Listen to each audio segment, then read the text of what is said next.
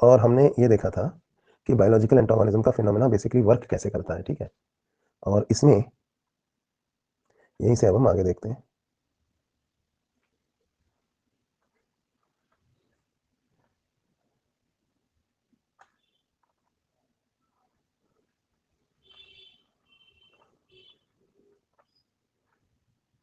Antibiotics तो कुछ चीजें हैं जो मैंने लिखा दी थी, अब जो हमने पढ़ा उसमें कुछ पॉइंट्स मैं अंडरलाइन किए दे रहा हूँ, ये एज इट इज आप यहीं से कॉपी कर सकते हैं इन पॉइंट्स को।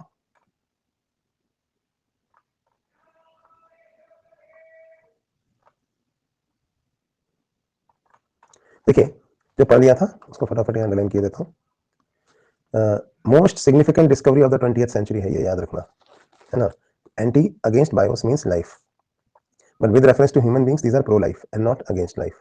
क्या है एंटीबायोटिक की डेफिनेशन देखिए, chemical substances that are produced by some microbe and kill या retard the growth of other disease causing microbes, उनको हम एंटीबायोटिक्स कहते हैं, ठीक है। सबसे पहले यहाँ पे बात करिए इन्होंने पेनिसिलिन के बारे में। फर्स्ट एंटीबायोटिक डिस्कवर्ड पेनिसिलिन था, कैसे? सेरेंडिपिटी, ये मैंने आपको बताया था ना, स्टेफिलोकोकस बैक्टीरिया में काम कर रहा था ये, कि इस पेट्री डिश में कल्चर कर रहा था कॉलोनी को, एक में ना उसकी कुछ मोल्ड फंगस रह गई थी एक प्लेट के अंदर, अनवॉश्ड प्लेट थी, ये सब जो मैंने पढ़ाया था वही लिखा हुआ है। तो पहली इसने इसका नाम क्या रखा, पेनिसिलिन, क्योंकि वो मोल्ड या फंगस जो थी वो कौन सी थी, पेनिसिलियम नोटेट्रम, ठीक है। लेकिन इसकी फुल पोटेंशियल बाद में सेकंड वर्ल्ड वॉर में यूज हुई थी, है ना। तो फ्लेमिंग चेन और फ्लोरी ने इसको इसके लिए नोबेल प्राइज मिला था 1945 में। चलिए, पेनिसिलिन और जो दूसरे एंटीबायोटिक्स थे वो दूसरे माइक्रोब्स से भी हम प्योरीफाई करके ऑब्टेन करते हैं, और इसके वजह से हम बहुत सारी बीमारियों से लड़ सकते हैं आज, ठीक है।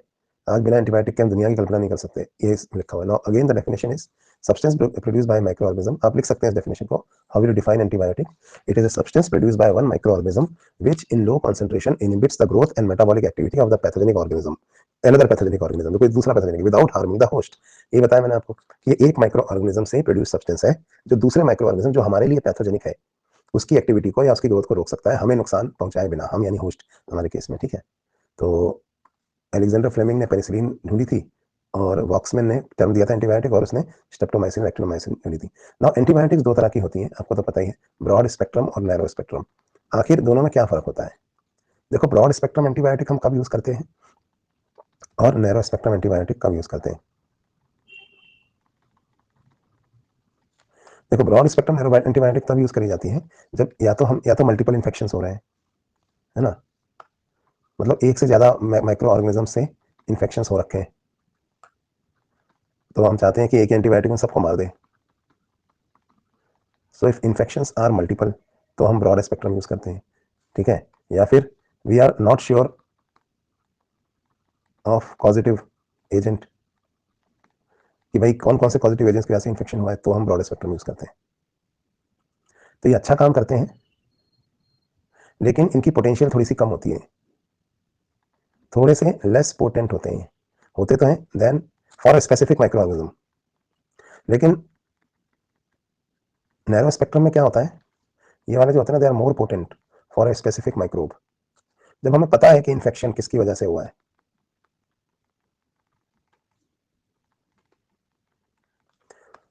So when we are sure of positive agent, और दूसरा तब हम इसको यूज करते हैं, और दूसरा when the agent identified is single, मतलब एक ही है, single microbe is the cause, तो फिर उसको मारने के लिए single microbe type is the cause, तो उसको यूज करने के लिए हम फिर नैरो स्पेक्ट्रम यूज करते हैं। ऐसा नहीं है कि झोला छाप ही सिर्फ ब्रॉड स्पेक्ट्रम यूज करते हैं, और क्योंकि बहुत मुश्किल है ना, अगर एक से ज्यादा इन्फेक्शन है तो भी ये देंगे हमें, तो ऐसा मत सोचो कि समझ में नहीं आ रहा क्या है, कुछ भी दे दिया, वो भी होता है, लेकिन इसलिए थोड़ा ना ब्रॉड स्पेक्ट्रम बनाया गया है कि झोला छाप के काम आ जाएंगे। हर कोई मतलब पढ़ेगा लिखेगा नहीं, बस इमोशंस करके पेशेंट को झोला छाप दवाई दे देगा, एंटीबायोटिक को ठीक कर देगा, इसलिए नहीं है। ब्रॉड स्पेक्ट्रम का यूज अलग होता है, हर जगह बेवकूफ बनाने की बातें मत सोचा करो, तुम लोगों को सदमा लग गया है ऐसे बेवकूफ बनाने वाले यूट्यूबरों से, तो ऐसा नहीं। तो ये ब्रॉड स्पेक्ट्रम हो गया, obviously it can kill a number of pathogens, जैसे टेट्रासाइक्लिन, क्लोरामफेनिकॉल, ये सब नाम याद नहीं रखने आपको, बॉटनी में जो नाम दिए हैं उतने काफी है। और जो नैरो लिमिटेड स्पेक्ट्रम या नैरो स्पेक्ट्रम होता है, इसको हम यूज करते हैं बिकॉज हमको पता होता है कि कोई ग्राम पॉजिटिव इन्फेक्शन है, ग्राम नेगेटिव। अच्छा, एंटीबायोटिक्स मारते कैसे हैं माइक्रोब्स को? तो दो तरह के एंटीबायोटिक्स होते हैं,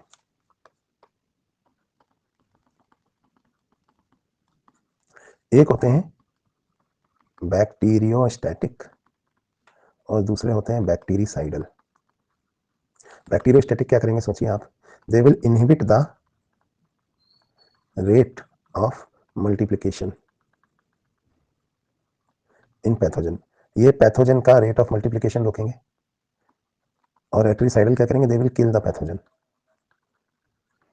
तो आप समझ ही गए कि छोटे मोटे इन्फेक्शन में बैक्टीरियोस्टैटिक देते हैं, जब पैथोजन ज्यादा है तो उसको मारना ही उसका इलाज है, तो बैक्टीरिसाइडल ज्यादा पोटेंट होते हैं, है ना। तो ये कंपैरिजन हो गया एंटीबायोटिक्स का कि कैसे ब्रॉड स्पेक्ट्रम क्या होते हैं, नैरो स्पेक्ट्रम क्या होते हैं और किस तरह से वो काम करते हैं। हर एंटीबायोटिक के मैकेनिज्म ऑफ एक्शन भी अलग अलग होते हैं। चलिए आगे बढ़ते हैं। लिख लिया next thing, action of antibiotics. ये आपको पढ़ना जरूरी नहीं है, फिर भी थोड़ा सा बता देता हूँ। या तो ये उनकी सेल वॉल डिस्टर्ब कर देंगे पैथोजेंस की, या उनकी उनकी सेल मेम्ब्रेन को डिस्टर्ब कर देंगे और उनकी सिंथेसिस नहीं होने देंगे, या उन पैथोजेंस के अंदर प्रोटीन सिंथेसिस या डीएनए आरएनए सिंथेसिस को रोक देंगे। अब एक चीज होती है रेजिस्टेंस टू एंटीबायोटिक्स। ये क्या होता है, इसको आपने सुना होगा कि अक्सर ऐसा कहते हैं कि अगर आप ढंग से एंटीबायोटिक जुडिशियसली यूज नहीं करोगे तो उनके अगेंस्ट रेजिस्टेंस डेवलप हो जाता है। मैंने आपको इवोल्यूशन अभी नहीं पढ़ाया है, उसमें मैं समझाऊंगा होता क्या है। कई बार क्या होता है कि कुछ एंटीबायोटिक्स के पास ना, कुछ माइक्रोब्स के पास एक ऐसा एंटीबायोटिक रेजिस्टेंट जीन होता है जो उनको बचा सकता है, लेकिन वो माइक्रोब्स काफी कम होते हैं। फिर हम क्या करते हैं, कोई भी दवा लेते हैं और वो आधा अधूरा, अगर वो आधा अधूरा अगर हम ले रहे हैं तो कुछ जो है ना वो बच जाते हैं माइक्रोब। फिर वो जो बच जाते हैं वो तेजी से इस बार मल्टीप्लाई करते हैं और अपनी पॉपुलेशन बढ़ाते हैं। और जब वो अपनी पॉपुलेशन बढ़ाते हैं तो उसकी वजह से क्या प्रॉब्लम हो जाती है कि इस बार वो इस एंटीबायोटिक से नहीं मरेंगे। तो ये एंटीबायोटिक रेजिस्टेंट जीन्स या कैसे वो म्यूटेट कर जाते हैं कई बार, तो म्यूटेशन से आता है। और उसके बाद क्या क्या हो सकता है, और कई बार और भी तरीके होते हैं रेजिस्टेंस डेवलप करने के, जैसे है ना म्यूसिलेज की कवरिंग डेवलप हो जाती है म्यूकस की, ताकि एंटीबायोटिक उस पर असर न डाल सके। कई बार वो अपना शक्ल ही बदल लेते हैं ताकि एंटीबायोटिक दोबारा आए तो पहचान ही नहीं सके। मतलब एंटीबायोटिक पिछली बार मार के गया और दोबारा आया वो एंटीबायोटिक, तो वो ढूंढ रहा है कहाँ है वो बैक्टीरिया, तो बैक्टीरिया जो है मुंह पे हेलमेट लगा के बैठा हुआ है, नहीं नहीं बैक्टीरिया नहीं है, हम तो उसके दोस्त हैं, तो हम दूसरे हैं। तो नहीं नहीं बैक्टीरिया कहाँ है, मेरा पैसे लेके गया। तो हेलमेट में से अंदर से वो बोल भी देगा अगर एक बैक्टीरिया को, अरे तो मैं दे दूंगा, अरे तुम क्यों दे दोगे, जब उसने लिया उसको मारूंगा मैं। तो ऐसा क्या है, ये अपना शक्ल बदल लेते हैं, सेल मेम्ब्रेन एंटर कर लेते हैं, शक्ल चेंज कर लेते हैं। तो इसके वजह से क्या होता है, और कई बार कई बैक्टीरिया जो होती है ना वो क्या करती है कि यार अब तो ये दोबारा आ रहा है एंटीबायोटिक, तो इस बार अपन मेकअप नहीं पहनते हैं, अपन ऐसे ही जैसे है वैसे ही रहते हैं। तो एंटीबायोटिक डर के भाग जाता है बिना मेकअप के बैक्टीरिया को देख के। तो ऐसे अलग अलग चीजें हैं जिनसे कई बार अपना फॉर्म ही चेंज कर लेते हैं, कई बार म्यूटेट हो जाते हैं। तो ये है। चलो ये तो एंटीबायोटिक्स थे।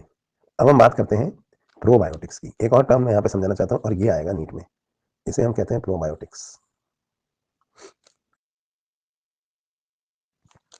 प्रोबायोटिक क्या होता है, देखो antibiotic is against life, pro मतलब विद लाइफ। अच्छा एंटीबायोटिक क्या होते थे बताइए, एंटीबायोटिक होते हैं toxins produced by micro organisms. तो जब हम माइक्रो ऑर्गेनिजम्स के द्वारा प्रोड्यूस्ड टॉक्सिन्स को एज अ मेडिसिन यूज करते हैं तो वो मेडिसिन क्या कहलाती हैं, एंटीबायोटिक्स। लेकिन प्रोबायोटिक्स क्या होते हैं, जब हम माइक्रो ऑर्गेनिजम्स को ही कंज्यूम कर लेते हैं एज अ मेडिसिन।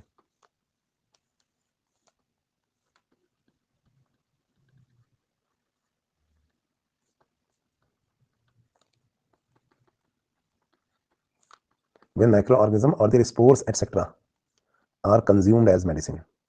आप कहेंगे ऐसा हम कब करते हैं, तो मैं आपको याद दिलाऊंगा कि जब हमको लूज मोशन होते हैं, बदहजमी हो रही होती है, इंडाइजेशन हो रहा होता है, तो हम एलएबी बैक्टीरिया की टेबलेट स्पोर लैक कंज्यूम करते हैं नहीं करते हैं।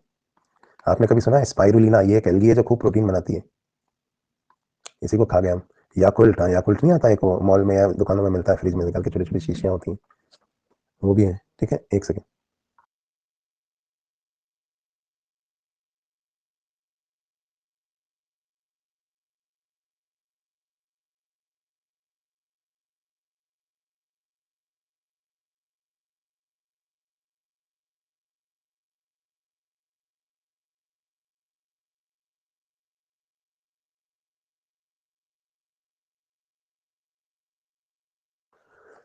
चलिए तो यहाँ क्या लिखा है, नहीं दिखाई दे रहा।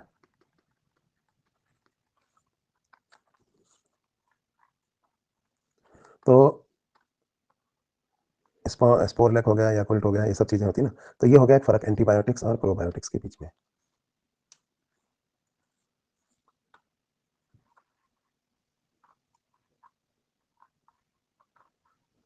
चलिए अगली चीज हम बात करते हैं ऑर्गेनिक एसिड्स के बारे में।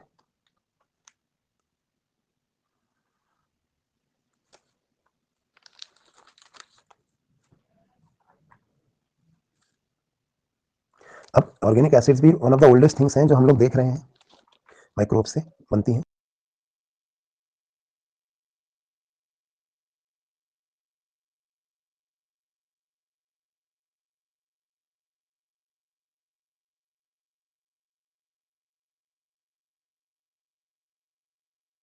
चलिए अब इसमें आपको ना सिर्फ नाम याद रखने हैं, इसमें कुछ लिखाने का खास नहीं है। आपको याद क्या रखना है बस कि कौन से ऑर्गेनिक एसिड का सोर्स कौन से माइक्रो ऑर्गेनिजम्स हैं, बस इतना सा याद रखना है। जैसे ना सिट्रिक एसिड और उसका काम क्या होता है, दो चीजें याद रखनी है। आप चाहो तो इसके नोट्स बना लो, एक तरफ ऑर्गेनिक एसिड लिख लो जैसे सिट्रिक एसिड, फिर दूसरी तरफ उसका यूज और सोर्स, इस तरह से आप लिखते जाओ। तो सिट्रिक एसिड मैं भी लिखूंगा इसे, तो मैं आपको बता देता हूँ। सबसे पहले सिट्रिक एसिड की बात करते हैं। सोर्स क्या होता है इसका, सुक्रोज के फर्मेंटेशन से with the help of fungus Aspergillus Niger. जब हम सुक्रोज का फर्मेंटेशन करते हैं तो तीन चीजें हो सकती हैं, कौन सा माइक्रोब इसे बना रहा है, मतलब आप यूज लिखो, सोर्स लिखो, मतलब सबस्ट्रेट जिस पे एक्ट कर रहा है ना, सोर्स में ही आप साथ में लिख सकते हो, एंड माइक्रोब यूज्ड। तो ऐसे यूज है ना, तो अब इसमें यूज पहले तो सोर्स एंड माइक्रोब लिख लो। सुक्रोज ये लिख लो, aerobic fermentation of sucrose by fungus Aspergillus niger. मैं भी तो वही लिखूंगा यहाँ पे, है ना, तो मैं अंडरलाइन कर रहा हूँ, आप लिख लो। और यूज ऊपर यहाँ पे यूज लिख लो, मैं अंडरलाइन कर दे रहा ना। यूज क्या है भाई, यूज है medicine, flavouring extract, food and candies, ink and dye, बस इतना लिख लो। यूज में ये लिख लो, medicine, flavouring agent, ink and dye, है ना।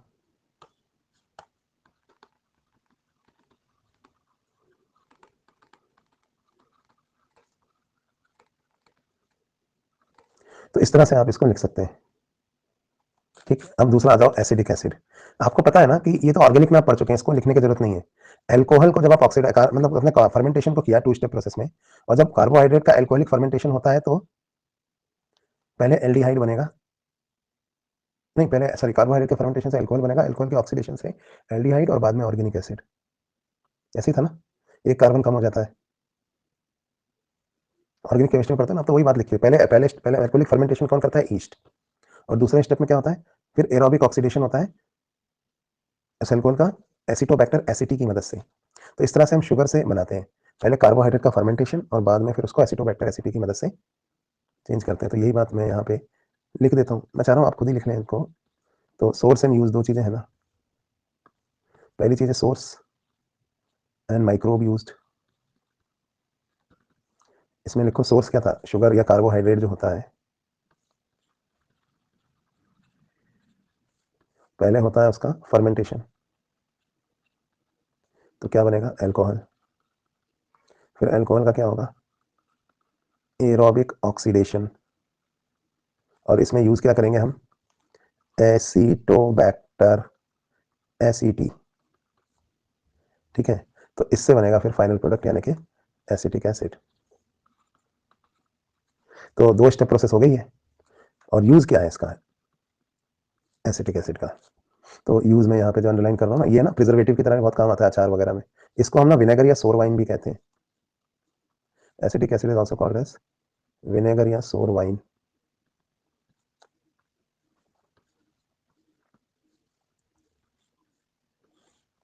बहुत से काम आता है अचार वगैरह में, प्रिजर्वेटिव में, कैंड वेजिटेबल्स वगैरह को प्रिजर्व करने के लिए। मेडिसिनली भी डाइजेशन प्रमोट करता है, कॉन्स्टिपेशन खत्म करता है। तो preservative in pickles, vegetable and fruit and medicine, दो मेन काम है इसके। मैं आपको इसके तीन मेन काम बता देता हूँ। पहला, प्रिजर्वेटिव की तरह यूज होता है। दूसरा, टेस्ट एजेंट भी है ये कई चीज़ों में।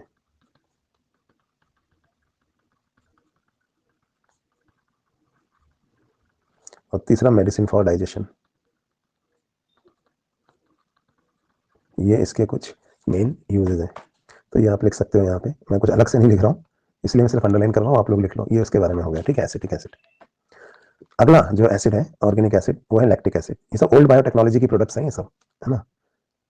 इसमें सोर्स क्या है तो आप देख सकते हैं ये कैसे ऑप्टेन होता है, fermentation of corn starch with the help of Lactobacillus bulgaricus और स्ट्रेप्टोकोकस लैक्टिस। काम क्या है लैक्टिक एसिड का, फिर एक बार फूड सप्लीमेंट में भी काम आता है, फूड एडिटिव है ये, कई बार इसको हम फूड में ऐड करते हैं। इसी तरह से एक और है ब्यूटारिक एसिड। ब्यूटारिक एसिड के कोई ज़्यादा यूजेस है नहीं, फिर भी एक बार है ना नेट पे देख लेना क्या यूजेस है, एनसीईआरटी में नहीं दिए हैं तो नहीं आएंगे। क्लोस्ट्रीडियम बस सोर्स लिखा हुआ है इसका, क्लोस्ट्रीडियम ब्यूटालिकम, ये इसका सोर्स है।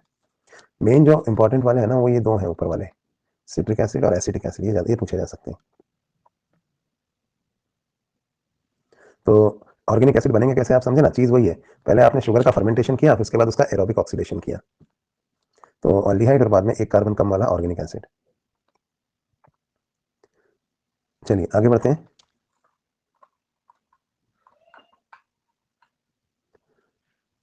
और ऑर्गेनिक एसिड्स में से कोई खास बात नहीं है बताने की। अगली जो इंपॉर्टेंट चीज है वो है एंजाइम। एंजाइम्स तो आपने सुने ही होंगे, बताओ मुझे एंजाइम्स जो होते हैं उनको एंजाइम क्यों कहते हैं, है ना। तो एंजाइम को एंजाइम क्यों कहते हैं, क्योंकि पहली बार ये ना किसमें से निकला, first time these were isolated from या फाउंड इन या डिस्कवर्ड इन ईस्ट। पहले हम क्या था कि कई चीज़ों के लिए ईस्ट को यूज़ करते थे, लेकिन हमें पता नहीं था कि ईस्ट में ऐसा क्या है जो ये करवा देता है, जैसे चीज़ बनना या कुछ और चीज़ें हुई, कि ईस्ट में ऐसा क्या है जो ये सब करवा देता है। तो इनको हम बोलते हैं एन, हमने इसका नाम रख दिया ईस्ट में, ईस्ट में है कुछ, और ईस्ट को कहा जाता था जाइम। तो ईस्ट में, इन ईस्ट, कि भाई ईस्ट में कुछ है जो ये सारा काम करवाता है, तो इन जाइम, ईस्ट में, इस तरह से इसका ये नाम पड़ गया। ठीक है, अब चीज़ बनाने के लिए रेनेट काफ के स्टमक से पहले निकालते थे हम, अंजीर होता ना फिग ट्री, उसके जूस से भी हम दूध को फाड़ सकते हैं। तो चीज़ बनाने के लिए रेनेट को यूज़ करते हैं, और अंजीर में भी होता है ना, फाइसिन नाम का एक एंजाइम होता है फिग ट्री में, उससे भी ये कर सकते हैं। और रेनिन तो आपको पता है काफ के स्टमक में मिलता है छोटे बच्चे के, वहां से इसको निकाल के चीज़ बनाने के काम में लिया जाता है। दूसरा जो एंजाइम है वो है प्रोटीएज। प्रोटीएज का सोर्स याद रखें, इसमें भी वैसी टेबल बना लें, सोर्स और यूज, ये इंपॉर्टेंट है प्रोटीएज वाला। सोर्स तो देखिए इसका होता है एस्परगिलस और बैसिलस सब्टिलिस, बैसिलस लाइकेनिफॉर्मिस भी है इसमें, लेकिन इसका यूज कई बार पूछा जाता है, जैसे डिटर्जेंट्स में प्रोटीन के दाग निकालने के लिए, क्योंकि प्रोटीन के दाग इतनी आसानी से निकलते नहीं है। इसके अलावा clarification of bottle juice by use of pectinase and protease, ये आएगा नीट में, लो लिख दिया मैंने यहाँ, समझा देता हूँ। क्या रहता है कि ना हम घर में जो जूस निकालते हैं ना, आपने देखा होगा वो ट्रांसल्यूसेंट होता है, लेकिन जो बॉटल जूस आपको मार्केट में मिलता है वो ट्रांसपेरेंट होता है, क्योंकि जो जूस हम घर में निकालते हैं ना तो उसमें सेल वॉल भी क्रश हो जाती है, और सेल वॉल के अंदर क्या होता है बताओ, सेलुलोज और पैक्टिन वगैरह होता है ना सेल वॉल में, तो क्योंकि सेल वॉल में सेलुलोज और पैक्टिन होता है, ठीक है, तो ये भी क्रश हो जाता है, तो इसकी वजह से वो जूस जो है ना वो ट्रांसल्यूसेंट हो जाता है। पर अगर हम इंडस्ट्रियल जो जूस प्रोड्यूस हो रहा है मार्केट में, कंपनीज जो बॉटल जूस बेचती हैं उसमें वो सेलुलेज और पैक्टिनेज नाम के एंजाइम यूज करती हैं, तो वो सेलुलोज और पैक्टिन को गला देता है, जिसकी वजह से वो जूस फिर से ट्रांसपेरेंट हो जाता है। ठीक है, फिर अगला एंजाइम है एमाइलेज, स्टार्च के लिए यूज होगा ये, बताइए आपको एमाइलेज, तो ये भी अलग अलग इंडस्ट्रीज में यूज होता है। फिर एमाइलेज, ग्लूको एमाइलेज और ग्लूको आइसोमरेज, ये एंजाइम ना फ्रक्टोज कॉर्न सिरप में बनाने के काम आते हैं। फ्रक्टोज कॉर्न सिरप का यूज किया है कि ये बहुत मीठा होता है, तो इसको ना सॉफ्ट ड्रिंक्स में और बेकिंग इंडस्ट्री में यूज कर सकते हैं मिठास के लिए। और ये भी बहुत ज़्यादा इंपॉर्टेंट है पांचवा वाला, टिश्यू प्लाज्मिनोजेन एक्टिवेटर स्ट्रेप्टोकाइनेज, ये मैंने आपको पहले भी बताया, ये स्ट्रेप्टोकोकस बैक्टीरिया से मिलता है, और ये क्लॉट बस्टर एंजाइम है, क्या मैंने आपको ये पढ़ाया नहीं है, है ना। तो इसको हम कहते हैं क्लॉट बस्टर एंजाइम, क्योंकि ये जो क्लॉट्स हैं उनको गला देता है। तो ये हो गए कुछ एंजाइम्स, तो ये सोर्स और यूज इस तरह से आप इन्हें लिख सकते हैं। तो होल माइक्रोब्स में एंजाइम्स का भी एक अच्छा खासा रोल है, मतलब कैसे हम उनसे क्या क्या चीज़ें बनाते हैं उसके बारे में कभी कभी डायरेक्ट क्वेश्चन मैथ्स का कॉलम में आता है, इसका सोर्स क्या है, इसका यूज़ क्या है, सोर्स यूज़, तो मैथ्स का कॉलम में आएगा क्वेश्चन, तो आप उसे कर सकते हैं। अब इससे भी ज़्यादा इंपॉर्टेंट चीज़ जिस पर मैं फिर कह रहा हूँ लिख के ले लो, आएगा अगले 10 मिनट में जो मैं पढ़ाऊंगा उसमें से कम एक क्वेश्चन आने वाला है। तो टाइम स्टार्ट हो गया है, 10 भी नहीं, अगले 5 मिनट में। अगले 5 मिनट में आप 2024 में क्वेश्चन देखोगे। तो अगले 5 रिकॉर्ड ऑन रिकॉर्ड बोल रहा हूँ मैं, रिकॉर्डिंग हो रही है ना, तो अगले 5 से 7 मिनट ध्यान से सुनना। All right, let's start. Biomolecules, तो दो तरह के बायो एक्टिव मॉलिक्यूल्स हैं जो अक्सर नीट में पूछे जाते हैं। ये बायोमोलिक्यूल्स जो है, एक तो है साइक्लोस्पोरिन ए और एक है स्टैटिन मेडिसिन है, ये स्टैटिन्स। इन पे अक्सर क्वेश्चन आता है, या तो ये वाला आएगा ऊपर वाला या फिर नीचे वाला आएगा। तो चलिए जान लेते हैं कि ये कैसे ऑब्टेन होती हैं और ये क्या करती हैं। बस 7-8 मिनट, 7-8 मिनट ध्यान से सुने, पक्का एक क्वेश्चन आ रहा है, या हो सकता है 2 आ रहे हो, 2 भी आ सकते हैं। देखो साइक्लोस्पोरिन ये जो है ना, वो एक इम्यूनोसप्रेसिव एजेंट है। ये क्यों दिया जाता है पता है? क्योंकि जब graft, to prevent graft versus host reaction, जब हम किसी दूसरे ऑर्गन को ट्रांसप्लांट करते हैं किसी दूसरे आदमी में, तो वो बाहर से लगाया गया ऑर्गन ग्राफ्ट है, और जिसके अंदर ट्रांसप्लांट किया गया है वो क्या है, वो होस्ट है। तो ग्राफ्ट वर्सेस होस्ट रिएक्शन को ऑर्गन ट्रांसप्लांट पेशेंट में रोकने के लिए ये इम्यूनोसप्रेसिव एजेंट दिया जाता है। और ये कैसे रोकता है? ये टी सेल्स को इनहिबिट करता है। आपको पता होना चाहिए, ये टी सेल जो होते हैं यही रिजेक्शन के लिए रिस्पॉन्सिबल होते हैं, सेल मीडिएटेड इम्यूनिटी। क्वेश्चन क्या आएगा, इसका सोर्स क्या है? तो याद रखिए, इसका सोर्स है फंगस ट्राइकोडर्मा पॉलीस्पोरम, इससे बनाते हैं हम इसको। एलर्जीज में जनरली साइक्लोस्पोरिन नहीं देते हैं शौर्य जी, क्योंकि ये ऑटो इम्यून डिजीजेज में देते हैं। ऑटो इम्यून डिजीज मतलब जो बहुत डेंजरस है। एलर्जी तो हाइपर सेंसिटिविटी है ना, उसमें हम स्टेरॉइड्स वगैरह देते हैं बस। उसमें अगर इतनी खतरनाक दवाई दे देंगे तो इम्यून सिस्टम ही गिर जाएगा। तो साइक्लोस्पोरिन ए एक इम्यूनोसप्रेसिव एजेंट है, लेकिन बहुत सीवियर इम्यूनोसप्रेसिव एजेंट है। एलर्जीज में हम माइल्ड इम्यूनोसप्रेसिव एजेंट्स देते हैं, जैसे स्टेरॉइड्स और एंटीहिस्टामिनिक ड्रग्स, एलेग्रा, एबिल, सिट्रिजीन और मोन्टेल्यूकास्ट, है ना। तो ये चीजें हम देते हैं एलर्जीज में। एलर्जीज में इतना जबरदस्त चीज नहीं दी जाती। बेटामिथाजोन स्टेरॉइड होता है वंश जी, तो आप दवाइयों के नाम लिख रहे हैं, पर होते तो स्टेरॉइड ही हो। चलो, या तो ये आएगा क्वेश्चन, या फिर दूसरा क्वेश्चन बता देता हूँ क्या आएगा। आपको पता है ना, हमारे ब्लड में कोलेस्ट्रॉल बढ़ जाता है तो वो आर्टरीज के अंदर चिपक जाता है, कोरोनरी आर्टरीज में। तो ब्लड में कोलेस्ट्रॉल को कैसे कंट्रोल में रखा जाए, इसके लिए जो दवाइयाँ यूज होती हैं, वो दवाइयाँ होती हैं जैसे एटोरवास्टेटिन, सिमवास्टेटिन, ये दवाइयों के नाम है। दवाइयों के पीछे सफिक्स क्या लगा होता है? स्टेटिन। तो स्टेटिन दवाइयाँ हम कैसे बनाते हैं? इनको भी हम बायोटेक्नोलॉजी से ईस्ट मोनेस्कस परप्यूरियस की हेल्प से बनाते हैं, याद रखें। एक तो ये याद रखें, और ये काम कैसे करती हैं, how do these work? So these act by competitive inhibition of the enzyme which is responsible for synthesis of cholesterol.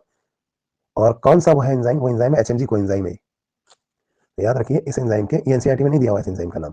तो एचएमजी कोएंजाइम जो होता है, इसके कॉम्पिटिटिव इनहिबिशन से ये कोलेस्ट्रॉल को एक्सेस में सिंथेसिस होने से रोकती है।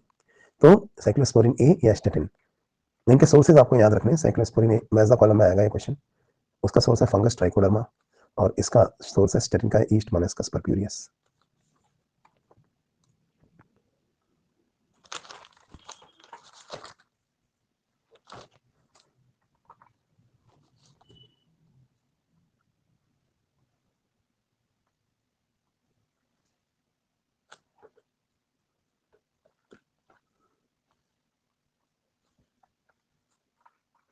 राइट, डन, लिख लिया।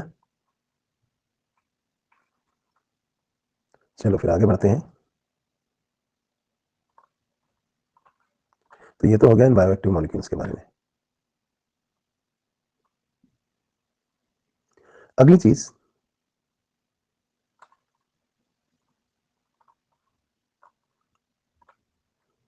माइक्रोब्स में बायोलॉजिकल एजेंट या बायोलॉजिकल कंट्रोल में कैसे काम आ सकते हैं? 2 क्वेश्चन इसमें से भी आएंगे। तो अब अगले 1 घंटा ध्यान से सुने, उसमें से 2 और क्वेश्चन आने वाले हैं। क्या आएगा वही बता दूंगा मैं।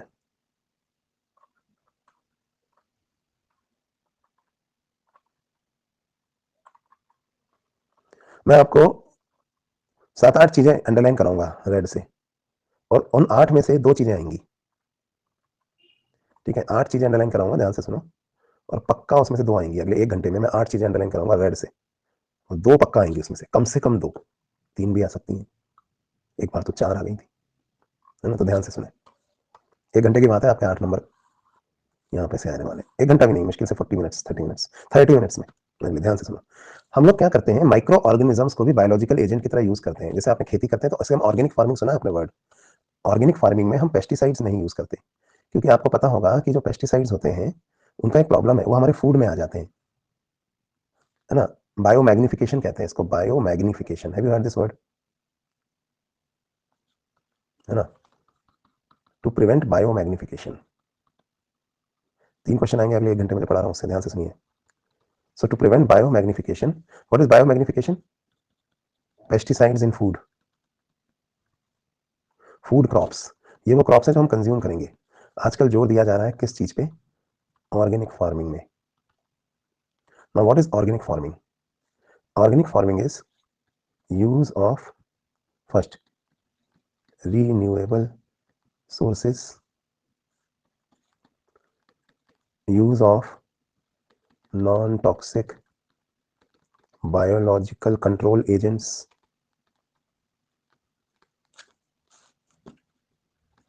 use of biologically produced manure या फर्टिलाइजर्स।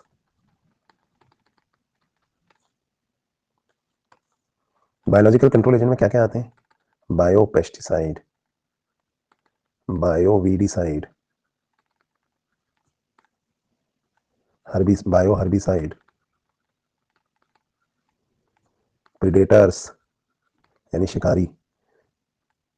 शिकारी मतलब जैसे ना गंबूजिया मछली मच्छर का लार्वा खाती है ना, वैसे ही एफिड नाम का एक कीड़ा है जो फसल में लग जाता है, फसल को खराब कर देता है। तो उस कीड़े को मारने के लिए हम अगर पेस्टिसाइड स्प्रे करेंगे, केमिकल पेस्टिसाइड, तो वो हमारे खाने में भी आ जाएगा। तो उसकी जगह हम प्रेइंग मैंटिस को यूज करते हैं। राम जी का घोड़ा ग्रास होकर होता है ना, वो खूब सारे प्रेइंग मैंटिस हम खेत में बिखेर देते हैं, तो वो जाकर एफिड को खा जाता है और हमारी क्रॉप को नहीं खाता। तो इस तरह से हमने ना हमारे क्रॉप में मतलब हमने खेत में जहर नहीं छिड़का, क्योंकि वो जो बायो पेस्टिसाइड हम डालेंगे वो हमारे खाने में भी आएगा और वो अच्छे वाले बैक्टीरियाओं या माइक्रो ऑर्गेनिज्मों को भी मार डालेगा जो खेत में होते हैं, जो खेत की फर्टिलिटी बढ़ाते हैं। तो ये दोनों चीज़ों को हम बचा सकते हैं।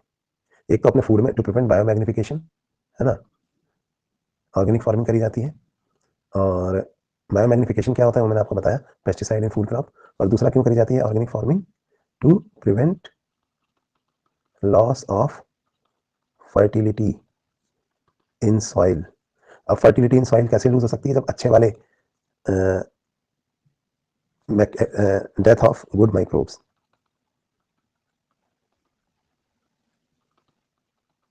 फील्ड में या खेत में जो अच्छे वाले यूजफुल माइक्रोब्स हैं वो ना मरे। तो इसलिए हम लोग ऑर्गेनिक फार्मिंग करते हैं। ये बात समझ में आ रही है? राम जी का घोड़ा इसलिए बोलते हैं उसके आगे के दोनों हाथ ऐसे जुड़े रहते हैं, ऐसा लगता है प्रेइंग मैंटिस पूजा कर रहा हूं। चलो, तो ये तो हो गया, प्रेइंग मैंटिस कहते हैं ना इसे। जय श्री राम। चलिए, तो यहाँ पे ये तो बात होगी बायोमैग्निफिकेशन रोकने की। तो कुछ बातें अंडरलाइन करा रहा हूं मैं।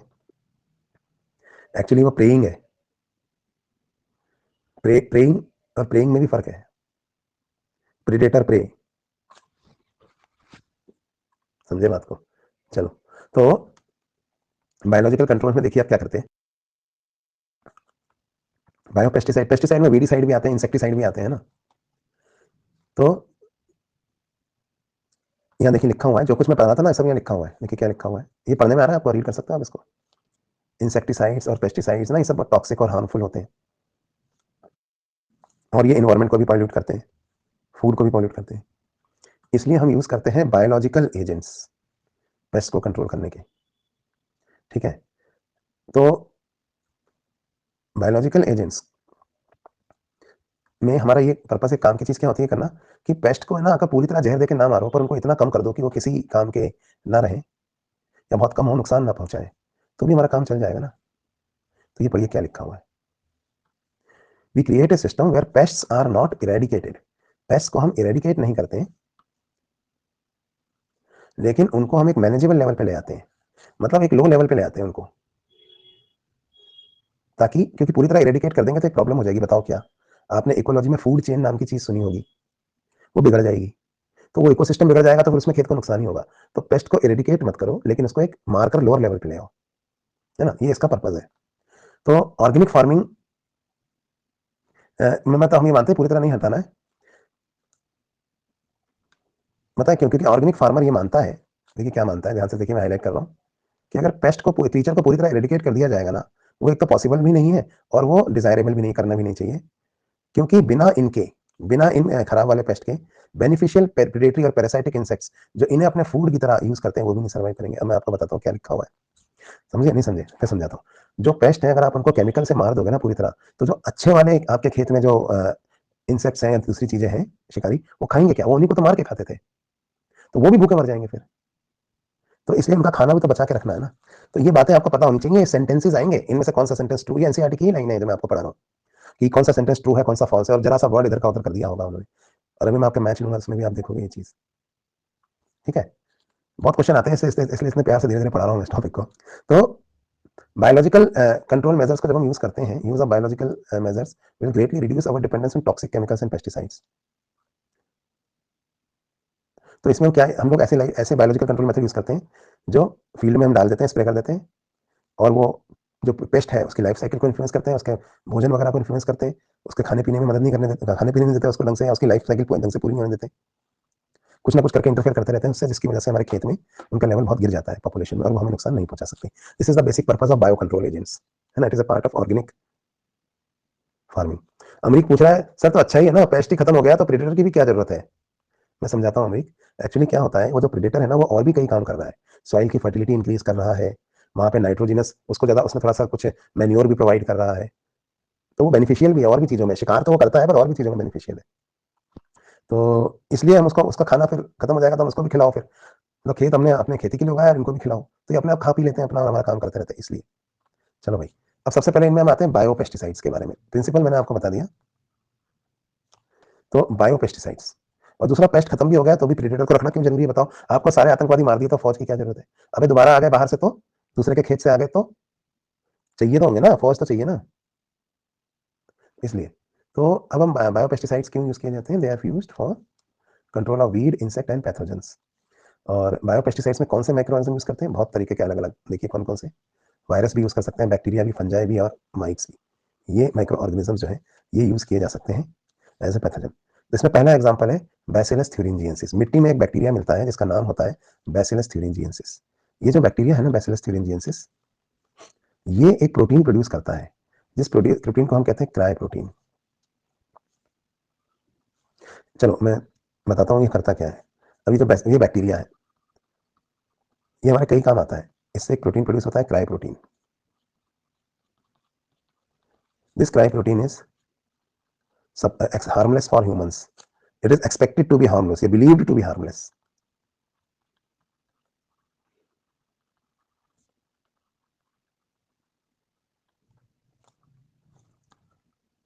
ठीक है, लेकिन it is lethal for many paste insects.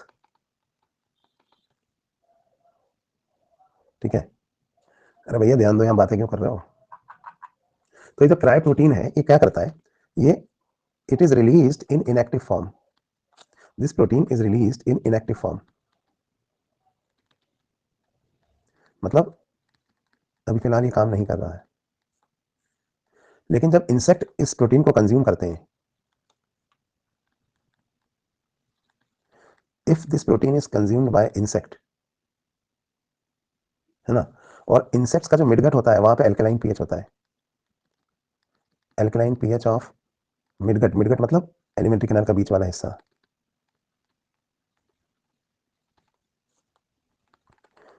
वहां पे अल्कलाइन पीएच होता है ना, वो इसका एक्टिवेशन कर देता है।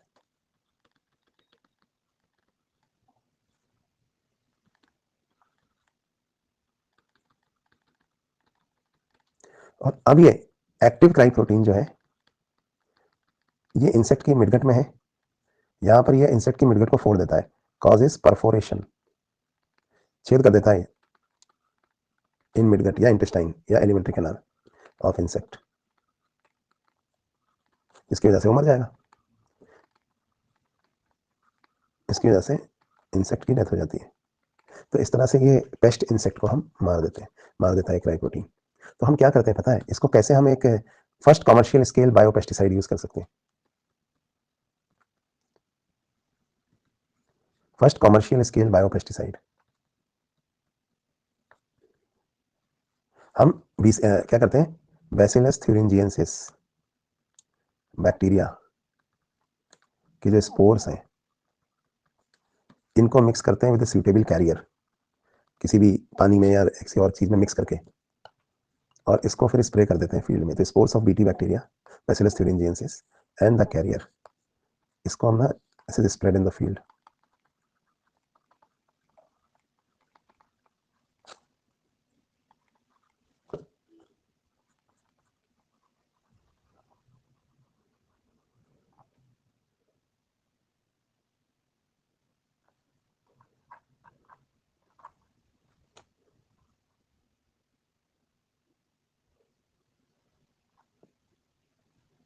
ठीक है, तो यहाँ पे इंसेक्ट खाएंगे तो ये मर जाएगा, राइट।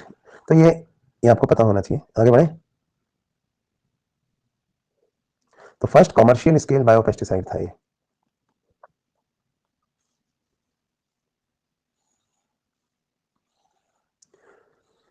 एक और चीज है लेडी बर्ड, है ना, और एक चीज होती है ड्रैगन फ्लाई, इनको भी हम यूज करते हैं।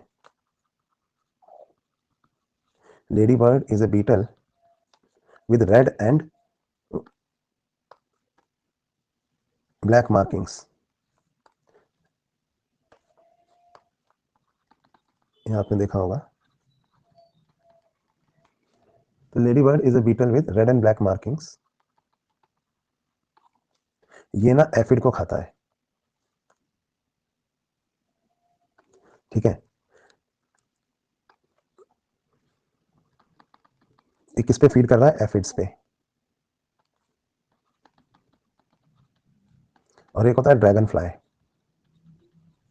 ड्रैगन फ्लाई यूज होता है मॉस्किटोज मारने के लिए, ये इनको खाता है। तो ये कुछ चीजें हैं जो आपको पता होनी चाहिए। अब एक और बहुत इंपॉर्टेंट चीज जो बटरफ्लाई कैटरपिलर्स को कंट्रोल करने के लिए यूज की जाती है,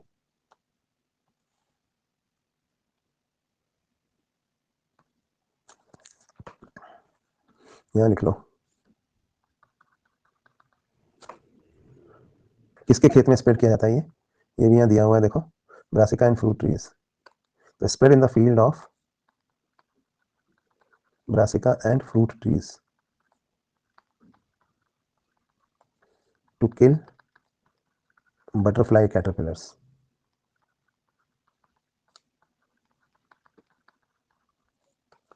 तो ये बटरफ्लाई कैटरपिलर्स को किल करने के लिए।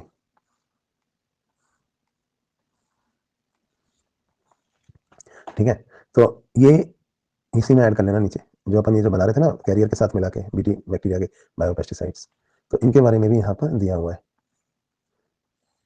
ड्राइड स्पोर्स जो है ना इसके, इनको पानी के साथ मिक्स करके स्प्रे कर देते हैं, फिर ये उनको मार देता है। और इसके बाद इसका एक और यूज है जेनेटिक इंजीनियरिंग, वो हम बाद में बायोटेक्नोलॉजी में पढ़ेंगे, जिससे हमने बीटी कॉटन वगैरह बनाया। इसको अभी छोड़ दो, ये हम बाद में देखेंगे, ये बायोटेक में पढ़ेंगे हम, ठीक है। तो ये हो गए बायोपेस्टिसाइड्स। मतलब ये वाले एक और बायोपेस्टिसाइड आपको बताता हूँ, ये भी काफी ज्यादा पूछा जाता है। वो फंगस याद है आपको, ट्राइकोडर्मा, जिसको मैंने आपको बताया था कि ये काम आती है साइक्लोस्पोरिन ए बनाने के लिए। वही फंगस एक और काम करती है। पता है क्या करती है? जो हमारे खेतों में जो वीड्स होते हैं, खरपतवार लग जाती है ना हमारे खेतों में वीड्स, तो वीड भी हर्ब होते हैं कई। तो ट्राइकोडर्मा फंगस क्या करती है? It actually kills those herbs which are the weeds. तो बीमार कर देती है उन हर्ब्स को ये। तो ट्राइकोडर्मा फंगस हमारे लिए तो नुकसानदेह नहीं है, लेकिन it infects the herb weeds of the field और इन्हें बीमार करके मार देती है। तो ट्राइकोडर्मा एक बायो वीडिसाइड भी है या बायो हर्बिसाइड, क्योंकि ये कौन से वाले वीड को मार रही है? हर्ब्स को, छोटे वाले प्लांट्स को।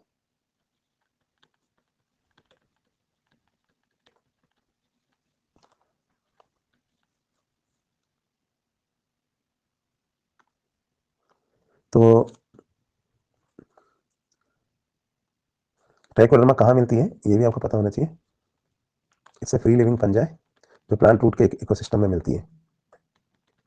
मतलब मैं कुछ भी नहीं कर रहा हूँ, मैं आपको बस लिख के दे रहा हूँ ये चीजें, क्योंकि इनसे डायरेक्ट क्वेश्चन आएगा। बाकी मैं अंडरलाइन करा के भी आगे बढ़ सकता था, पर मैंने आपको जो आने ही वाला है तो वो लिख देते हैं अपन, इसलिए मैं यहाँ लिख रहा हूँ। इनमें से कुछ ना कुछ आएगा। ये ट्राइकोडर्मा होती है, ठीक है। चलो, अब एक और है इसके बाद, वो भी मैं लिख देता हूँ।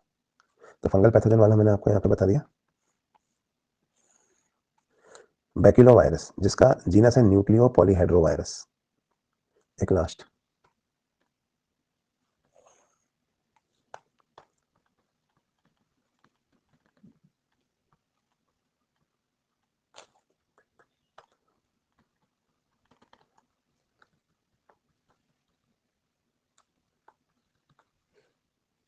ये क्या करता है? ये ना इन्फेक्शन करता है आर्थ्रोपोड्स के अंदर, और उसके बाद उनके अंदर ना वायरस वायरल इन्फेक्शन से हम आर्थ्रोपोड पेस्ट को मार देते हैं। जो आर्थ्रोपोड पेस्ट हमारे खेत में लगे हुए हैं, तो उनके न्यूक्लियस में पॉलीहेड्रा जैसा स्ट्रक्चर फॉर्म करके न्यूक्लियस को बर्स्ट कर देता है ये, जिससे आर्थ्रोपोड की डेथ हो जाती है। तो बैक्यूलो वायरस का कौन सा जीनस, न्यूक्लियो पॉलीहेड्रो वायरस, ये भी आर्थ्रोपोड्स के अगेंस्ट है, ये काम करता है। ये बहुत ही species specific narrow spectrum insecticide है, ये किसी और पे कोई असर नहीं डालता। So it is a species specific narrow spectrum insecticide against bioinsecticide against arthropod pest,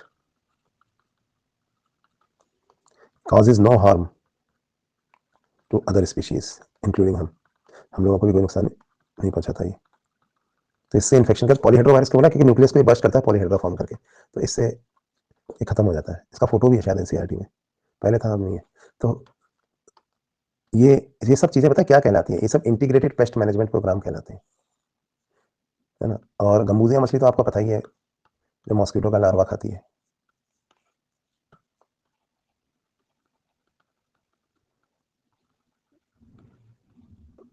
तो ये कुछ चीजें हो गई जो हमें पता होनी चाहिए, ठीक है। अब बायो फर्टिलाइजर्स, एक क्वेश्चन इसमें से भी आता है कि माइक्रो ऑर्गेनिजम्स को हम बायो फर्टिलाइजर की तरह कैसे यूज करते हैं। ये वही है जो आपने क्लास 10th में पढ़ा था, याद है, राइजोबियम बैक्टीरिया लेग्यूमिनस प्लांट्स की रूट नोड्यूल में रहता है, ये वही है। क्या चाहिए, कौन सी स्लाइड चाहिए, ये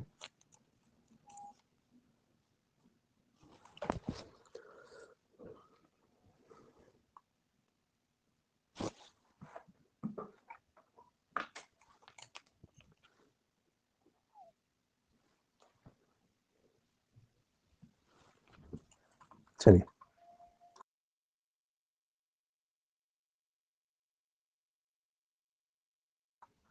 चलो, बीटी कॉटन प्रशांत बायोटेक्नोलॉजी में बताएंगे, अभी रुक जाओ, बाद में बताएंगे। नैरो स्पेक्ट्रम नहीं समझते आप, नैरो स्पेक्ट्रम मतलब सिर्फ उन्हीं आर्थ्रोपोड्स को मारता है और किसी को नहीं मारता है। चलिए, तो ये तो इनके बारे में बात हो गई।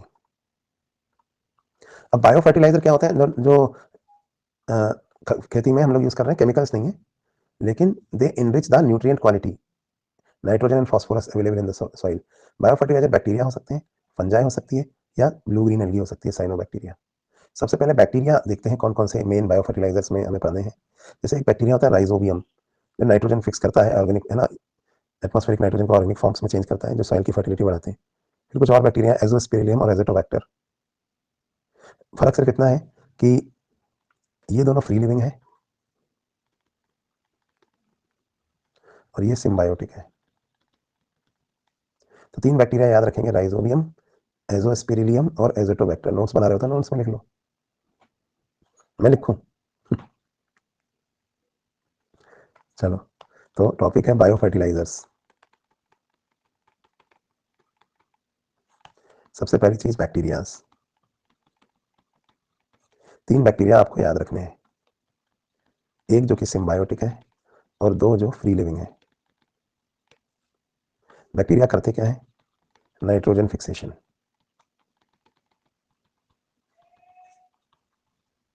है ना। सिम्बायोटिक कौन सा है, राइजोबियम, और फ्री लिविंग कौन से हैं, ठीक है, एजोस्पिरिलियम और एजोटोबैक्टर।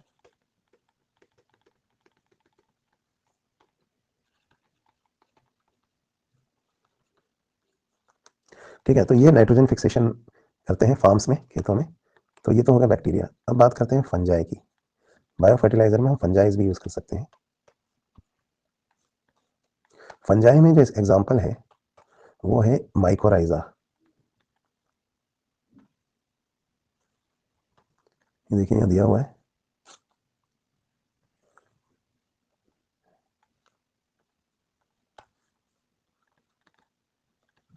माइकोराइजा जो है ना, एक सिम्बायोटिक एसोसिएशन है। ये तो root nodules of leguminous plants में रहता है।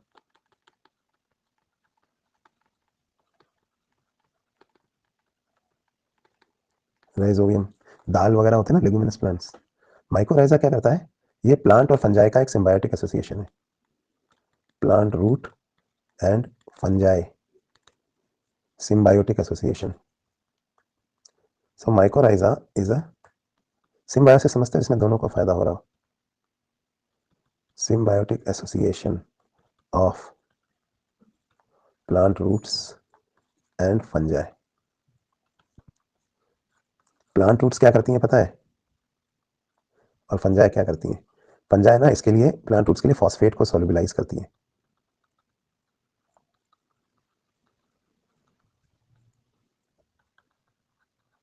For absorption by plant. तो प्लांट रूट्स एब्जॉर्ब कर सके इसके लिए फॉस्फेट को सोल्यूबलाइज करती हैं और रेजिस्टेंस भी देती हैं रूट बॉर्न पैथोजन से. और ये provides nutrition and shelter to fungi. Fungi के कुछ और भी यूजेस है, आप नीचे लिख लेना, मैं ऊपर लिख देता हूँ. ये ना रूट बॉर्न, जड़ से provides protection against root borne pathogen. ऐसे पैथोजन्स जो जड़ से अंदर घुसते हैं प्लांट में, उनके अगेंस्ट भी पैथोजन प्रोवाइड करती है, प्रोटेक्शन प्रोवाइड करती है. Provide protection against root borne pathogens, ये भी करती है ना. और तीसरी चीज जो ये करती है वो है टॉलरेंस टू सैलिनिटी. अगर खेत में बहुत ज्यादा सैलिनिटी है या प्रॉब्लम है तो उसके अगेंस्ट भी टॉलरेंस प्रोवाइड करती है. ऊपर कवरिंग होती है ना फंजाई के ऊपर, और अकाल वाली सिचुएशन में भी इसको पानी वगैरह मिलता रहे, इसमें हेल्प करती है. तो 3 काम है इसके फंजाई के, जो ये जड़ के ऊपर लगी हुई होती है, रूट के ऊपर, जो ये करती है प्लांट के रूट पे लगी, और प्लांट रूट्स बदले में इसको शेल्टर दे रही है और न्यूट्रिशन भी प्रोवाइड कर रही है. तो ये माइकोराइजा एक बहुत अच्छा बायो फर्टिलाइजर है प्लांट्स के लिए. प्रोटेक्शन भी दे रहा है और उसको न्यूट्रिशन लेने में भी हेल्प कर रहा है, फॉस्फेट्स वगैरह पहुंचा रहा है. तो ये भी आपको याद रखना है. डायरेक्ट क्वेश्चन आता है इससे, क्लास 10th वाला ही है. 10th में तुमने ठीक से नहीं पढ़ा. 3 पॉइंट बता तो दिए मैंने, 1 2 3 ये रहे ना 3 पॉइंट. सीक्वेंस बदल देता हूँ, ऊपर से नीचे लिख रहे हो तो 1 2 3. टॉलरेंस टू सैलिनिटी या ड्रॉट नहीं समझ में आया. देखो जड़ मिट्टी में है, मिट्टी बहुत ज्यादा है ना, एसिडिक है या सलाइन है ना, तो इसके ऊपर कवरिंग होती है ना रूट पे, जड़ के ऊपर फंजाई की, तो वो रूट को प्रोटेक्ट करती है, क्योंकि फंजाई तो झेल जाएगी उस एनवायरमेंट को, रूट नहीं झेल पाएगी. तो ये इसके कुछ, और बदले में रूट्स इसको शेल्टर दे रही है, न्यूट्रिशन दे रही है. तो इस तरह से सिम्बायोटिक एसोसिएशन वर्क करती है. लिख लिया? तो ये आपको पता होना चाहिए.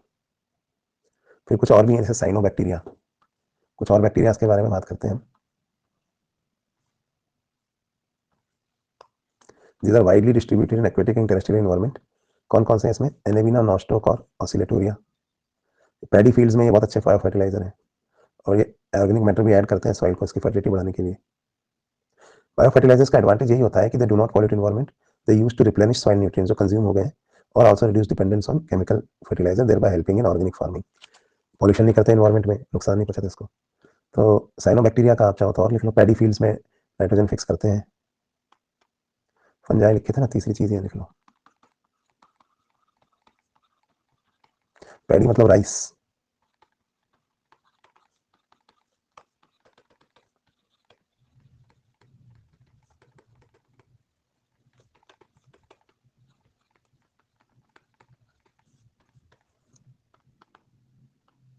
ठीक है, और also add organic matter to increase its fertility.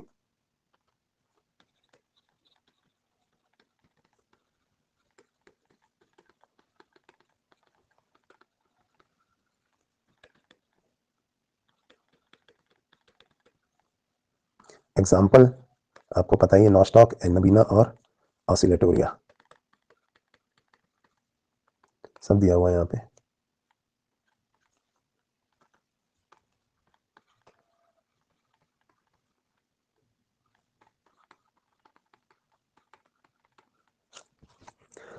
तो ये 3 बायो फर्टिलाइजर्स मैंने आपको बताया, बैक्टीरिया, फंजाई और साइनोबैक्टीरिया. इनमें से भी एक क्वेश्चन आता है.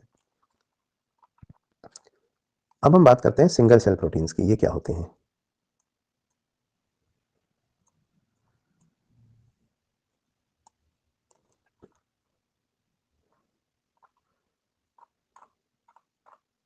देखो, प्रोटीन्स जो होते हैं ना, प्रोटीन के जो सोर्सेज हैं वो बहुत महंगे होते हैं.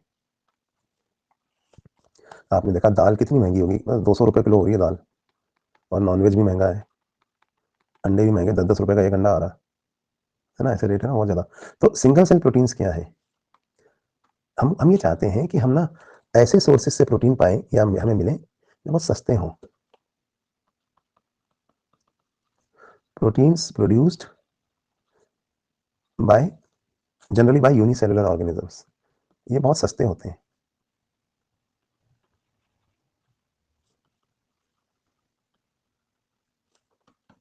है ना?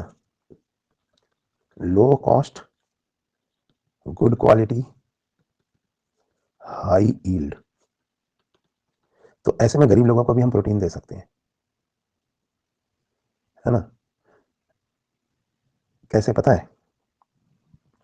जैसे मैं आपको एक बात बताऊं, एक ना एग्जांपल देता हूं। एक 250 किलो की गाय अपने पूरे जीवन काल में जो मिल्क देती है, उस मिल्क से हमें कितना ही प्रोटीन मिल जाएगा बताओ? तो एक 250 किलो की गाय अपने पूरे जीवन काल में मिल्क प्रोटीन देती है, अभी कितना एक दिन में कितना दे देगी बताओ? 250 ग्राम मिल्क प्रोटीन दे देगी ज्यादा से ज्यादा।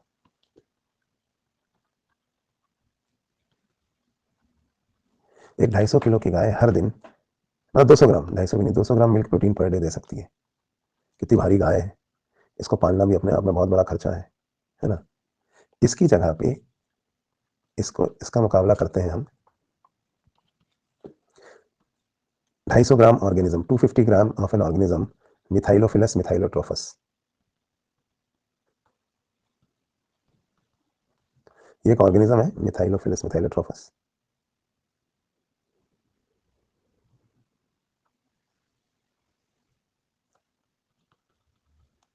ये आपको 25 टन प्रोटीन दे सकता है अगर इसको हम सबस्ट्रेट प्रोवाइड करते रहें तो। इफ प्रोवाइडेड मतलब गाय को भी खिलाना पिलाना पड़ेगा, इसको भी हमको सबस्ट्रेट प्रोवाइड करना पड़ेगा, तो ये प्रोड्यूस करता रहेगा करता रहेगा करता रहेगा। तो बताओ कौन सस्ता है? तो बेसिकली क्या होता है कि माइक्रो ऑर्गेनिजम्स ना सस्ते में कम खा के भी ज्यादा प्रोटीन हमें बना सकते हैं। तो ये बेसिक वो है सिंगल सेल प्रोटीन का फंडा। अब इनको सिंगल सेल क्यों कहते हैं पता है? क्योंकि पहली बार देवर फर्स्ट टाइम और earlier they were obtained from unicellular organisms only. पहले सिंगल सेल मतलब यूनिसेलुलर, तो क्योंकि ये यूनिसेलुलर माइक्रो ऑर्गेनिज्म से ही ऑब्टेन किए जाते थे पहले,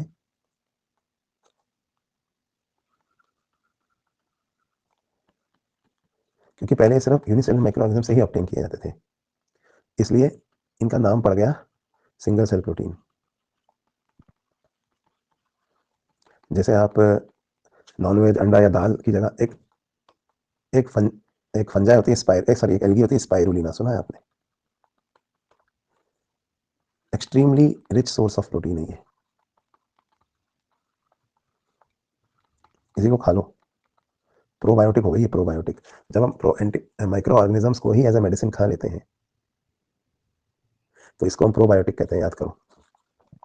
तो स्पाइरुलिना वगैरह इसका एग्जाम्पल है। कहाँ मिलेगा? मेडिकल स्टोर पे।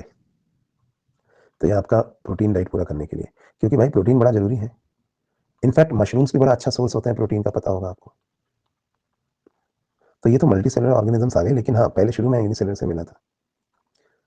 तो ये हो गया। जो सिंगल सेल प्रोटीन क्या है? माइक्रोबायल बायोमास, मतलब माइक्रोब्स का बनाया हुआ बायोमास, जो दोनों मोनो या मल्टी सेलुलर ऑर्गेनिज्म दोनों से मिलता है। इसको मेनली कौन बनाता है? एल्गी, फंजाई, ईस्ट या बैक्टीरिया। कन्वेंशनली जो हमको दाल में, सब्जियों में, फ्रूट्स वगैरह में जो प्रोटीन मिलता है वो सफिशिएंट नहीं है, इसकी वजह से हमारे देश में कुपोषण हो गया है। तो अल्टरनेट सोर्स ऑफ प्रोटीन जो हमने ढूंढे वो है सिंगल सेल प्रोटीन। जैसे spirulina, microbe like spirulina can be grown easily on material like waste water. पता क्या होता है? जैसे ना प्रोटीन, सस्ता प्रोटीन बनाने का तरीका बता रहा हूँ आपको। खेतों में अगर आप दाल उगाएंगे तो बहुत महंगा पड़ेगा, गाय पाल के दूध भी बहुत महंगा है, गरीब बच्चों को प्रोटीन कहाँ से दें? तो आपके पास ना खेत है, ना आपके पास दाल उगाने के लिए खेत है, ना जानवर पालने के लिए खरीदने के लिए पैसा है, लेकिन तुम्हारे गाँव में शहर में कोई गंदा नाला तो होगा, कोई गंदा नाला या तालाब, है ना? वहाँ पे आप स्पाइरुलिना उगा दो, ये उस गंदे नाले में जो भी आपका वेस्ट प्रोडक्ट पड़ा हुआ है ना, उससे ये प्रोटीन सिंथेसाइज करेगी और बाद में धोके खा लेना, तो प्रोटीन मिल जाएगा सस्ते में। इनफैक्ट पता है, जैसे ना आपने सुना होगा पोटैटो प्रोसेसिंग प्लांट्स होते हैं ना, जो मतलब जहाँ पे स्टार्च वगैरह बनाया जाता है, उनका जो नाली से जो पानी निकल रहा होता है ना, उसमें काफी स्टार्च होता है ना। तो उस पे भी, उसको भी प्रोसेस करके ये स्पाइरुलिना प्रोटीन बना लेती है। गाय का गोबर, पॉटी, इस सब ये जहाँ से नालियों में से बह रही है, पैसा नहीं है तुम्हारे पास प्रोटीन खाने का, कोई बात नहीं, तो जो गंदी नालियां हैं, तालाब, नाले, इनमें जो गंदा मटेरियल है, ऑर्गेनिक मटेरियल, उससे स्पाइरुलिना आपको प्रोटीन बना के देगी, यही खा लो। इसका मतलब ये नहीं कि तुम खुद जाके स्पाइरुलिना की टेबलेट खाओ और नाले का पानी पी लो कि मेरे पेट में प्रोटीन बना देना, ऐसा नहीं है। वो गंदे पानी में स्पाइरुलिना उगाएंगे, बाद में उससे प्रोटीन। ठीक है, कुछ लोगों को बड़ा मजा आ रहा है। चलो, तो ये है ना। तो ये तो सिंगल सेल प्रोटीन्स के बारे में बात हुई। ये भी पूछी जाती है, ये वाला एग्जांपल नीट में आ सकता है, जो मैंने आपको बताया ना, इसके आगे भी लिख देता हूं मैं, ये कंपैरिजन। ठीक है, तो ये कहलाते हैं सिंगल सेल प्रोटीन्स। स्पाइरुलिना की टेबलेट मेडिकल स्टोर पर जाके ले लेना, स्पाइरुलिना बोलोगे तो ही दे देगा वो, बोला अच्छी वाली देना, बहुत सारे फार्मास्यूटिकल्स की आती है।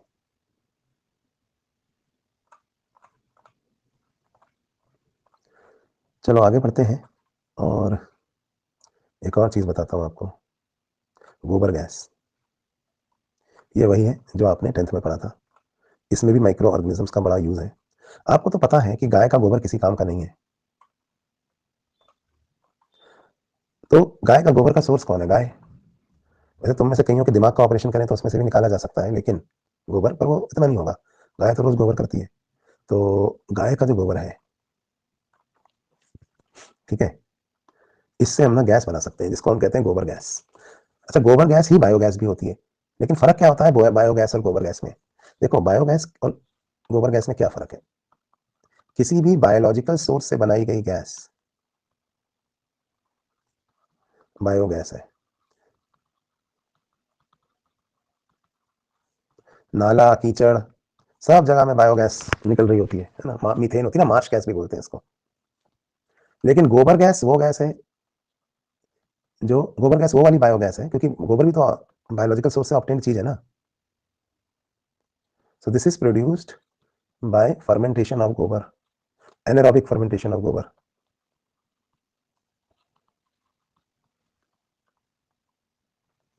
तो इससे क्या समझ में आया आपको? All gobar gases are biogases, but all biogas are not gobar gas.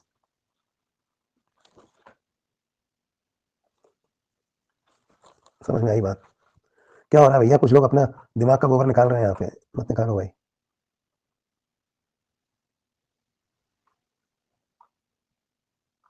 चलो यहाँ पढ़ाई करो। कितने टाइप के गोबर होते हैं? देखो, एक होता है गाय का गोबर, एक होता है भैंस का गोबर, एक होता है बकरी का गोबर। तो ये सब, एक बैल का भी होता है, हाँ, भैंसे का भी होता है। तो ये सब गोबर जो है ना, चलो बस करो, सही बात है। तो ये समझ में आया, सभी गोबर गैस बायोगैस नहीं होती हैं, लेकिन सभी बायोगैस, सभी गोबर गैस बायोगैस होती हैं, लेकिन सभी बायोगैस गोबर गैस नहीं होती। तो गोबर गैस एक तरह की बायोगैस है। चलो आगे बढ़ते हैं।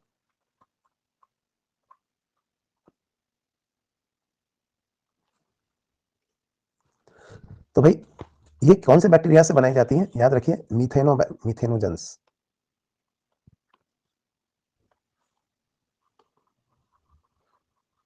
मीथेनोजेंस होते हैं मीथेन प्रोड्यूसिंग बैक्टीरिया, क्योंकि मेन कंपोजिशन ना इसका मीथेन ही होता है।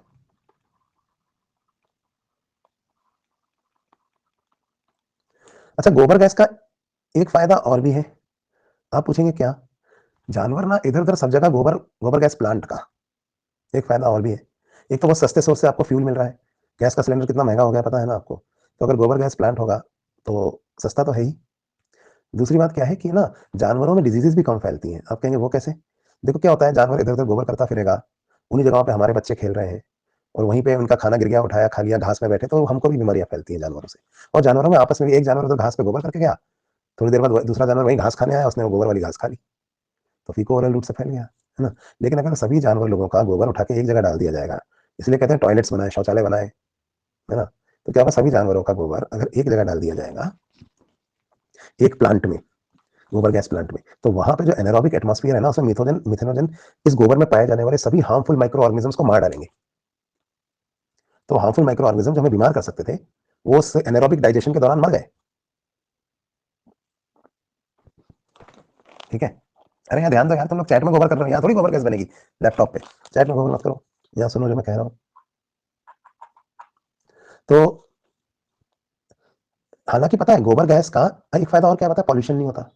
अब आप कंडा जलाओगे अगर तो उससे कितना पॉल्यूशन होगा, है ना। कंडा मतलब उपले। गांव गए हो कभी? गांव में ना वो कंडे होते हैं ना गोबर के, वो दीवारों पर छाप देते हैं ऐसे, दीवारों पे से चिपका देते हैं सूखने के लिए ऐसे, यो दीवार पे, मतलब जो वॉल होती है ना, वॉल के ऊपर ऐसे चिपके होते हो। देखे कभी? कितने लोगों ने देखे, ईमानदारी से बताओ, पोल में बताओ, अगर देखें तो ट्रू बोलना, ऐसे कंडे कभी दीवारों पर देखे चिपके हुए गाँव में? और 96% लोगों ने देखे हैं। तो जब अंग्रेज जो है ना, हाँ अमेजन वाली स्टोरी तो सच है, अमेजन पे भी मिलते हैं काउडंग केक्स। केक डालोगे ना सर्च सर्च में तो ये भी आ जाएगा काउडंग केक। तुम्हें सब स्टोरियां पता है तो कहा मत लेना कि हैप्पी बर्थडे चल रहा है, केक खरीदने का तो पैसा नहीं है, काउडंग का केक बनाकर ही काट लेते हैं। तो ये जो दीवारों पर ऐसे छपे हुए होते हैं ना ये गोबर, अंग्रेज जब आते हैं इंडिया में गांव देखने, तो एक बार अंग्रेज आया गांव में तो उसने देखा व्हाट इज दिस, ये वॉल्स पे क्या है ये? तो इंडियन गाइड ने से बताया दिस इज काउडंग केक। बोला काउडंग केक? काउडंग? बोला yes this is, oh my God, Indian cows can walk on the walls. पर ये इधर ऊपर कैसे आया? तो नीचे होना चाहिए ना, ऊपर कैसे पहुंच गया? उसको ये समझ में नहीं आया, काउडंग केक तो ठीक है, और गाय के दीवार के ऐसे चिपक के। एनीवेज, तो आगे बढ़ते हैं। यहाँ पे जो अंडरलाइन करना है वो कर लेते हैं। बायोगैस होती क्या है? It is a mixture of gas which is predominantly methane. ठीक है। और कुछ बैक्टीरिया जो एनारोबिकली ग्रो करते हैं, मिथेनोजेंसी एनारोबिक बैक्टीरियाज होते हैं। मिथेनोबैक्टीरियम ऐसा ही एक बैक्टीरिया है। तो याद रखिए biogas actually anaerobic methanogens produce करते हैं। ठीक है, कैसे करते हैं वो मैं आपको आगे बताता हूँ। ठीक है। अब बायोगैस प्लांट कैसा होता है ये भी देख लो। कौन करता है इंडिया में ये सब बायोगैस प्लांट वगैरह?